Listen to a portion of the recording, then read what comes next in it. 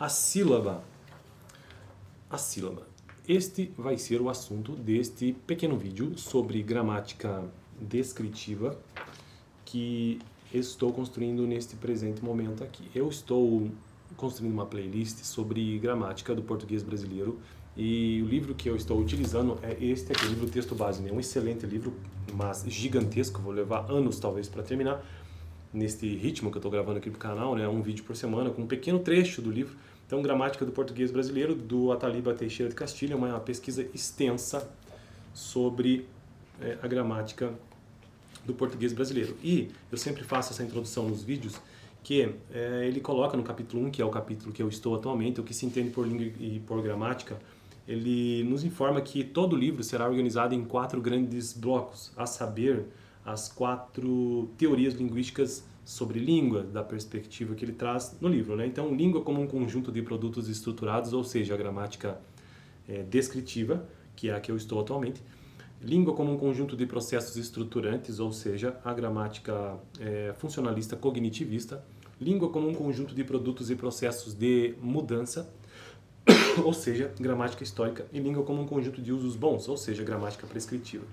Bom, eu estou no primeiro bloco, né, que é a língua como um conjunto de produtos estruturados. E aí eu já tratei algumas coisas sobre isso, postulados inclusive. E nós, ou melhor, eu comecei no vídeo passado as unidades da gramática descritiva, as unidades da linguística, né, as unidades linguísticas. Então eu já tratei sobre o fonema no vídeo passado e hoje vou tratar sobre sílaba. No próximo vídeo tratarei sobre morfema e assim por diante, nas várias unidades linguísticas da gramática descritiva. A palavra também, o sintagma, que mais? Apenas para que a gente entenda o contexto. E a sentença. Vamos então à sílaba, que é um texto bastante curto. Eu acho que o vídeo não vai ficar tão longo assim. Sílaba. Os fonemas se dispõem em padrões identificáveis, maiores que os fonemas e menores que os morfemas. Vou repetir. Os fonemas se dispõem em padrões identificáveis, maiores que os fonemas e menores que os morfemas. Esses padrões são denominados sílabas. Ou seja, são maiores que os fonemas, mas são menores que os morfemas. Esses padrões são denominados sílabas. As sílabas são unidades fonológicas constituídas por uma margem esquerda, ou ataque silábico, um núcleo vocálico e uma margem direita, ou coda. Nem todas as sílabas preenchem necessariamente todos esses constituintes, de que apenas o núcleo é obrigatório. A seguinte regra descritiva dá conta da estrutura da sílaba. Sílaba, margem esquerda, núcleo e margem direita. O quadro a seguir traz alguns exemplos de sílabas. Então, entendendo a sílaba como essa estrutura, né? Porque ela tem um núcleo que sempre possui uma vogal e ela é em 3 partes, basicamente. O núcleo, que é o ponto alto, o ponto mais forte daquela sílaba, a margem direita e a margem esquerda. Exemplo, a palavra a, né? Então, H-A. Margem esquerda ou ataque silábico não existe, o núcleo é a vogal A e a margem direita também não existe.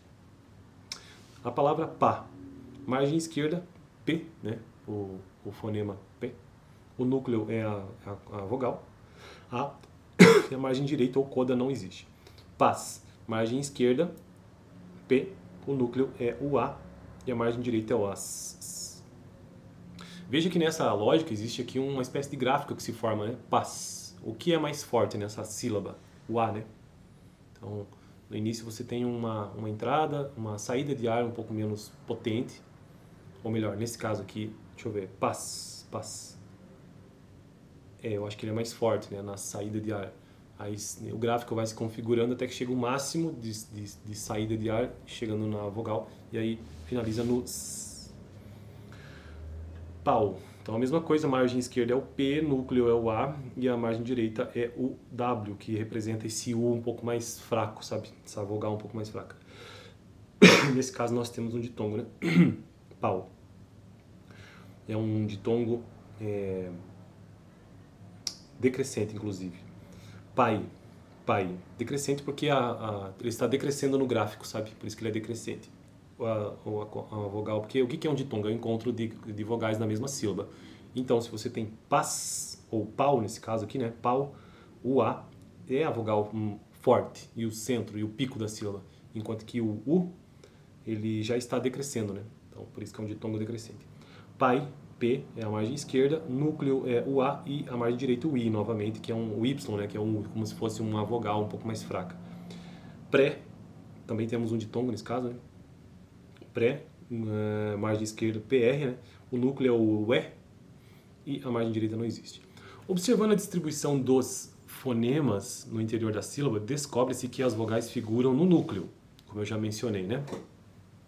Consoantes simples figuram em sua margem esquerda, ocorrendo restrições para os grupos consonantais, e apenas L, S e R figuram na margem direita, como em azul, pés, ver. Vogais e consoantes não são intercambiáveis na língua portuguesa, pois estas nunca podem figurar no núcleo da sílaba.